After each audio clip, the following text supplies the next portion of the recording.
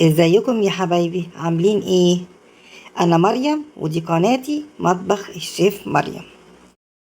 شايفين المرتة وحلاوتها، او زي ما كان اهالينا زمان بيسموها العجوزة؟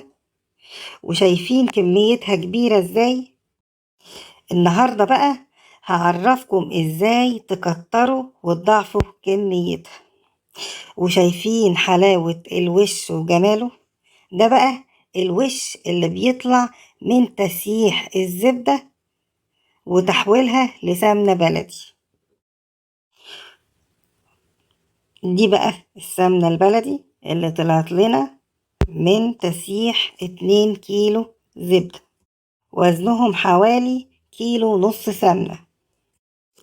عاوزة اقول لكم انكم ضروري يا جماعة تشتروا الزبدة من مكان يكون مضمون علشان تصفي معاكم سمنة كويس، لان الزبدة لما بتكون كويسة الكيلو منها بيصفي حوالي كيلو الا ربع سمنة.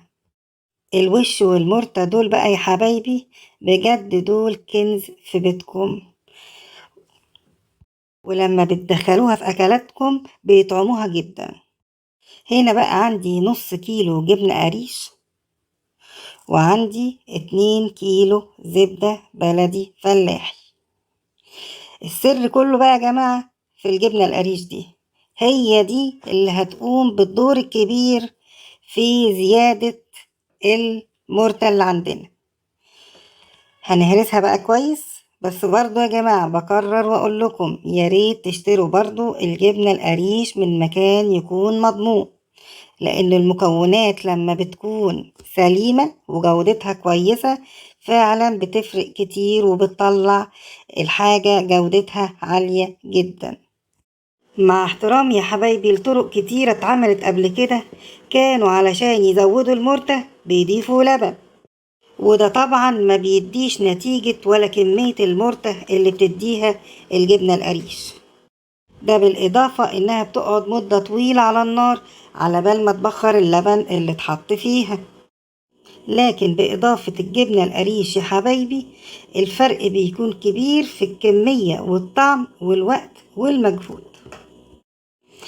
هنا بقى هناخد الزبدة بتاعتنا ونحطها في الحلة على نار متوسطة، وأول ما تسيح نهدي النار على أقل درجة.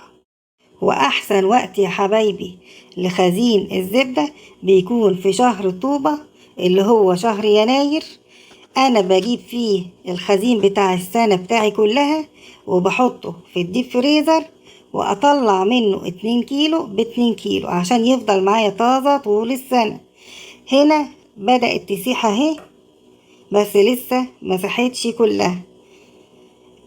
برضو هصبر عليها لغاية لما تسيح كلها، واخفض النار بتاعتها على اقل درجة اهو. هنا اهو الزبدة يا حبايبي ساحت كلها. ابدأ بقى اوطي نار البوتاجاز على اقل درجة. مش قادرة اوصف لكم يا حبايبي جمال وحلاوة الريحة اللي بتفكرنا بالخير بتاع زمان، لما كانت امهاتنا وجداتنا بيسيحوا الزبدة ونقف كده جنبهم علشان نستنى الوش والمرتة علشان ناكل منهم، وكنا بنبقى فرحانين ومبسوطين قوي. نستنى بقى لغاية لما تبدأ تغلي، علشان اول ما تبدأ تغلي ننزل بالجبنة فيها. ما تنسوش يا حبايبي تدعموني باللايك والشير والاشتراك في القناة وتفعيل زر الجرس علشان يوصل لكم كل الفيديوهات الجديدة. وكمان ما تنسوش تشجعوني بتعليقاتكم الجميلة اللي بتخليني استمر معاكم. هنا اهي بدأت تغلي. اجيب بقى الطبق بتاع الجبنة القريش المهروسة وانزل بيها في الحلة بالراحة، علشان الزبدة بتبقى سخنة يا جماعة جدا، وما تجيش على ايديكم وتلسعكم، فكونوا حريصين لان اللسعة بتاعة الزبدة او السمنة بتكون شديدة جدا. نقلب بقى الجبنة القريش يا حبايبي كويس جدا مع الزبدة، وضروري ضروري التقليب المستمر من الآن للتاني عشان الجبنة ما تلزقش في قاع الحلة. وبأكد عليكم برضو ان انتوا تتأكدوا دايما ان النار تكون منخفضة، علشان النار لو كانت متوسطة او مرتفعة ممكن الجبنة تلزق. المرتة يا حبايبي استخداماتها كتيرة جدا، وبتطعم كل أكلة بتضيفيها عليها، زي مثلا لما تضيفيها للحمة المفرومة اللي هتعصجيها بتنقل طعمها في حتة تانية خالص. وكمان لما تضيفوها لخلطة المحشي أو سلطة الجبنة، أو تزودي بيها المش، أو حتى كده تاكليها لوحدها في ساندوتش مع البيض، بصراحة بيبقى طعمها تحفة. هنا بدأت بقى الرغاوي بتاعت الوش تظهر. ببدأ يعني أجمعها كده وألمها بالمعلقة وأطلعها في الطبق اللي هجمعها فيه. الوش بقى ده يا حبايبي لما بناخد كده معلقة منه أو معلقتين وبنقلي بيهم البيض بيبقى طعمه بصراحة تحفة، بيبقى طعمه جميل جدا. أو حتى بنضيف معلقة منه على البطاطس المهروسة المسلوقة بيبقى طعمها جميل جدا. او حتى لو غمسناه كده بالعيش لوحده خالص او حطيناه في ساندوتش بيبقى طعمه جميل جدا جدا. بصراحة حبايبي ما انصحكمش خالص انكم تشتروا السمنة معمولة جاهزة، مادام تقدروا تعملوها في البيت، وخصوصا ان عمايلها سهلة مش صعبة، وتبقوا ضامنين كمان انها مش مخلوطة او مغشوشة بسمن نباتي، وكمان تستفادوا بالمشتقات اللي طالعة منها زي المرتة وزي الوش. هنا بحاول استفاد بقدر المستطاع بكل الوش اللي بيطلع منها. معلش يا حبايبي اللقطة اللي انا بحط فيها معلقة ملح صغيرة ما تصورتش، بس انا كنت حطيت معلقة ملح صغيرة بعد ما حطيت الزبدة على طول في الحلة. وعموما يا حبايبي الملح ده حسب مزاج ورغبة كل أسرة، سواء بزيادة أو بقليل. هنا هو يا حبايبي بدأت تروق سنة سنة كده، وبدأت إلى حد ما تدخل في مرحلة التحول للسمنة نسبيا.